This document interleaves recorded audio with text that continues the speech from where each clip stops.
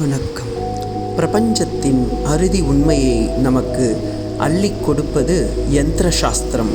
அதில் நம் உடம்பே ஒரு யந்திரமயமானது என்று கூறப்பட்டிருக்கின்றது.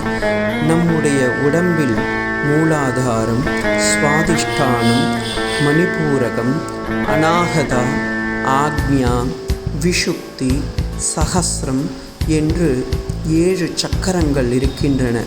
இந்த 7 சக்கரங்களுக்கும் நம்முடைய உடம்பின் நடு பகுதியில் மூலாதாரத்திலிருந்து தலையில் சகசிராரம் வரை உள்ளது. இதை இடகலா பிங்களா என்று 2 நாடிகள் பின்னி நம்மை சகசிராரத்திற்கு இட்டு செல்கின்றது. நாம் சகசிராரத்தை அடையும் பொழுது அங்கே ஆத்ம ஒளி பிரகாசிக்கின்றது. புத்தி கூர்மையும் அறிவு நுட்பமும் அங்கே புலப்படுகின்றது.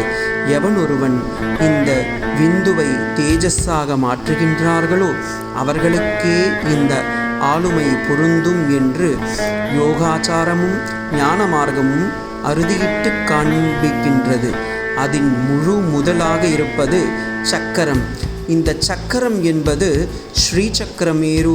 நான் சௌந்தர்யலகரியில் கூறியது போலவே ஒவ்வொரு சக்கரத்திற்கும் நம்முடைய உடம்பிலேயே உள்ளது.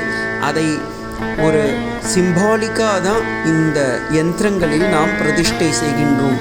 அதுவே எல்லா விதமான சக்கரங்களுக்கும் ஆதாரமாகவும் அவற்றின் தன்மைகளை விளக்குவதாகவும் கூறப்பட்டிருக்கின்றது. நாம் இங்கே காணும் அத்தனை சக்திமயமான இந்த உடம்பில் எத்தனை அற்புதமான சக்கரம் நமக்கு உள்ளது என்பதை ஸ்ரீ சக்கரம் வர்ணனை நமக்கு காட்டுகின்றது. அதையே மேருவிலும் நாம் பிரதிஷ்டை செய்கின்றோம். இந்த ஸ்ரீ சக்கரம் யந்திரம் என்பதில் நாம் முதலில் காணுவது என்னவென்றால் சதுர்பிகி ஸ்ரீகண்டைகி என்று பொருள்.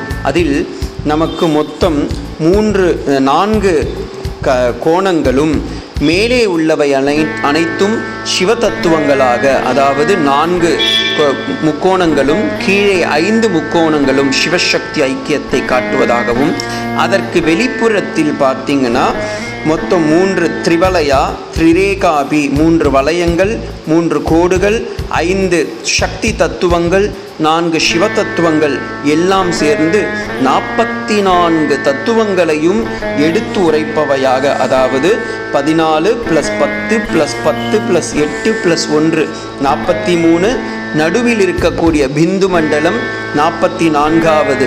இப்படி ஒவ்வொரு தத்துவங்களும் நிறைந்ததாக இந்த ஸ்ரீ சக்கரம் யந்திரம் உள்ளது.